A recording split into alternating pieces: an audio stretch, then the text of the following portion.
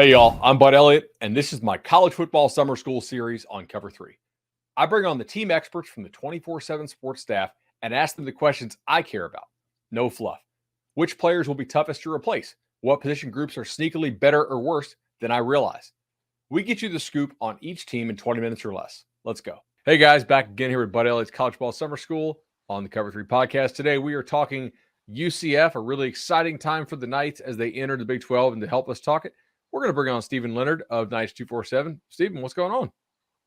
Not much. Thanks for having me on. I watched the show when I was interning. So There you go. I appreciate that. So 9-4 last year, kind of a top 50 type team. I thought they were a little better than that, I guess, with some of the power ratings. That bowl game was a little awkward and dropped them in the power rating some, but still a solid year for UCF. Maybe not quite the year they were expecting to have with Tulane ended up winning the American Conference, but it's still a pretty good step for them. On offense, where I want to start, Plumlee at quarterback sort of gave us what you saw of him playing quarterback at Ole Miss. Explosive runner, pocket presence, not great, lack of explosive pass plays and downfield connection. Have they talked about ways the offense will evolve with him this year, assuming he's still the guy? well, they did bring in the new offensive coordinator, Darren Hinshaw, and he's more of a pro style offense. He likes to throw the ball down the field. And he is the Plumlee is the guy. They've made that pretty clear from spring. He looked a lot better with his footwork, which was a big issue for him last year. And also his connection with Javon Baker and Kobe Hudson has improved from what There you go. I've seen. So they expect what little less design runs, I assume, with more of a pro style offense there. I would expect more downfield passing, yeah. So 3 of the 4 top receivers from last year do return. They lose O'Keefe to Boston College. You mentioned Baker. Is there anybody who you would expect to become a top guy who's not one of those top 3 already? I assume Townsend would be the other of those three. Okay. I think Chauncey Magwood would probably be a guy that's transferred in from Kentucky, looked really good in spring. I think he's gonna be that guy that rotates in. Awesome. So they lose 3 offensive linemen off this offense who were either first team all American Conference but via the writers or first team All American Conference via Pro Football Focus. And they brought in a lot of transfers in the offensive line. I think 4 or 5 that I counted up.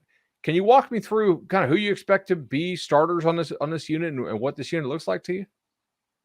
So they return Tylen Grable and Lokahi Paoli um, at left tackle and right guard. And those spots are pretty locked down. I know Grable had an injury through spring and couldn't really play, but he should be back for fall camp. And then they brought in Marcellus Marshall, who is an all MAC first team tackle, and he's going to move into guard and battle Adrian Medley, who was injured last year, um, who was supposed to start at guard but got injured in spring. And they brought in Amari Kite for that right tackle spot from Alabama. I think he was the number 3 PFF grade for Alabama last year, but he played like limited snaps, obviously. And Drake Metcalf from Stanford and Bull Schmidt from Fresno State are going to be battling at center. Okay, so it looks like they have some fairly decent options there. Tempo wise, what do you know about Henshaw? Are we expecting to run a more up tempo than what Gus was running, a less up tempo? What's kind of your feel there? Um, well, there's this saying like UCF fast, and a lot of the players have reiterated like UCF fast is coming back.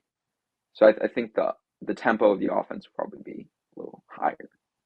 Okay, interesting. Last year, defensively, was a pretty solid unit in most games. Had a couple where they gave up some points, but still a pretty solid unit. One of the better ones in the American. Everybody but one defensive tackle returns. Nobody really had elite numbers up front. What do you make of this unit? Is there somebody who could break through who's looked really good in spring for you? Lee Hunter looks completely changed. I know he was the Oh, third D tackle last year. Redshirt freshman, really just trying to embed himself to UCF, came in from Auburn. He's definitely taken a step forward, kind of locked down a starting spot next to Ricky Barber. And then John Walker, obviously, highly touted freshman. Uh, he's looked he's looked the part as that third rotational guy. that's huge. Just the Hunter note there for listeners at home who don't know, a transfer from Auburn. He was a really interesting recruit. The good plays on the highlight tape were awesome. When you watched other players from his high school on their huddles, the effort level he was giving oftentimes in plays that did make the highlight tape was poor, to put it charitably. So if they actually have him, what I assume he's in better shape now too. Like if that's happening, that's a big deal. There's not a lot of guys who have that the ceiling that Elite Hunter has. The floor obviously has been established as as poor if his head's not in it. Is he in like better shape now too? I think that was what they were trying to do last year was get him in better shape. That's why I think he started playing a lot more towards the end of the year last year because he was starting to get it, like both his mind and his body. That's fantastic. So everybody at the linebacker, both inside and out, returns with the exception of Jean Baptiste and Yates. So a decent amount of experience returning. Is there somebody here who you feel confident is going to step up and take those roles? Yates does come back, by the way. Oh, He Yates is is, back. Oh, I'm yeah, he sorry. is that last year of eligibility. He's got one Um, of those the COVID years. Okay. yeah, I think he redshirted at Savannah State when in his like last season there because he tore his pec. Um, Okay. so So they really, it's brought just Jean in, Baptiste. yeah, so they brought in the Ryan Davis guy from Georgia, add a little bit more experience, and they also brought in Isaiah Paul from Washington State, but like he played all of his years at Incarnate Word. So they really just wanted to beef up experience because they have a fairly young unit. Cam Moore looked good last year. He was forced to start against Tulane the first game. He looked pretty good. Almost probably should have had a fumble return for a touchdown, but he forgot to pick up the ball, which is a freshman mistake.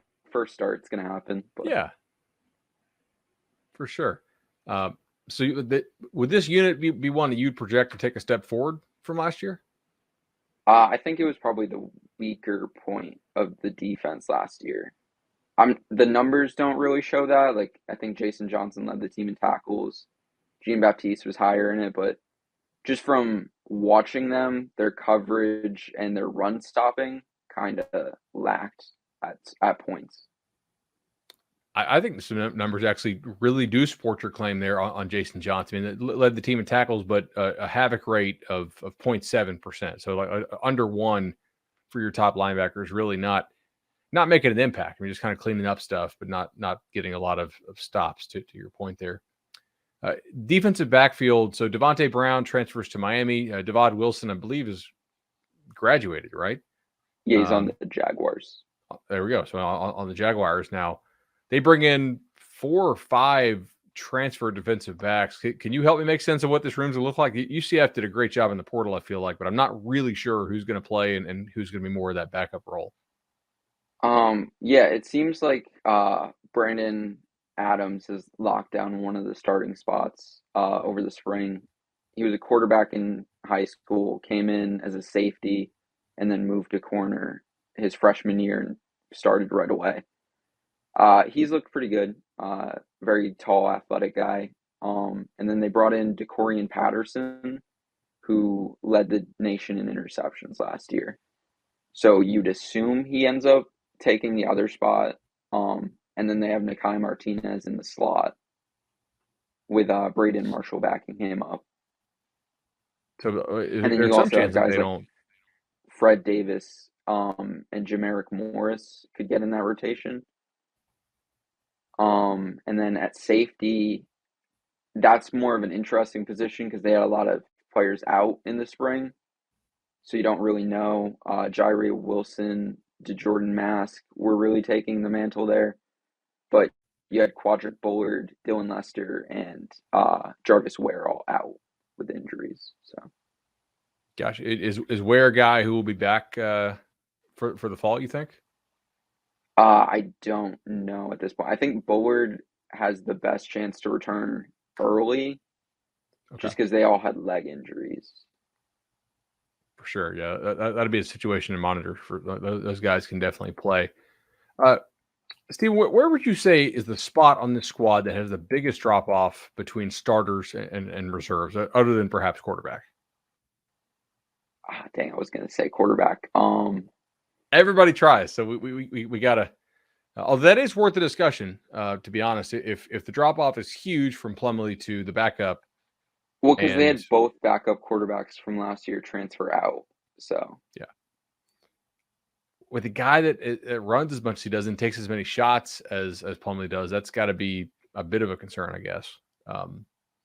Yeah, because your two backups now are going to be Timmy McLean, who transferred over from South Florida last year, and he was really bad for them because he transferred late. Yeah, and he was a freshman and made a lot of freshman mistakes, so we don't know what he's going to be. And then you have Xavier Williams, who also made a lot of freshman mistakes at Charlotte last year. But all three of those guys can at least run. If Xavier Williams is the kid I'm thinking about from Charlotte, so like at least if you need to put him in to do some of the QB run stuff, that's helpful. So I think the biggest drop off is just linebacker, though, in terms of just experience starting. I think Jason Johnson and Isaiah Paul are the only ones that have been full-time starters before. So, okay, that makes some sense. In the Big 12 schedule, they draw of the new teams. They get Houston and Cincinnati. They miss BYU. They have to play. They don't have to play Texas. They don't have to play TCU, I guess. But no Texas, no TCU. That's kind of like a middle of the road draw. I guess missing Texas, TCU. You have to play at Kansas State, at Oklahoma, but Houston, Oklahoma State, West Virginia, Baylor, and Villanova and Kent State all come to the bounce house. That I could definitely see a path for them to make a bowl, or maybe make a bowl even comfortably if things go right. The road games, that will be kind of tough. I mean, Texas Tech's not an easy road trip. Cincinnati, Oklahoma, Kansas State. What's your sense as far as level of optimism inside the building there? I think they're very optimistic about making a bowl game. I think that should be the expectation. I think it's what you want to do, but it's also, with the way they have their schedule set up, they should realistically open the season 3-0. Yeah. So you'd want to at least win 3 of your last 9 games. I think that makes sense. Steve, man, I really appreciate the time today. Glad we got the audio stuff all figured out, and we will have this up. Everybody can check out Nice 247, and thanks for the time, man. Thanks for having me.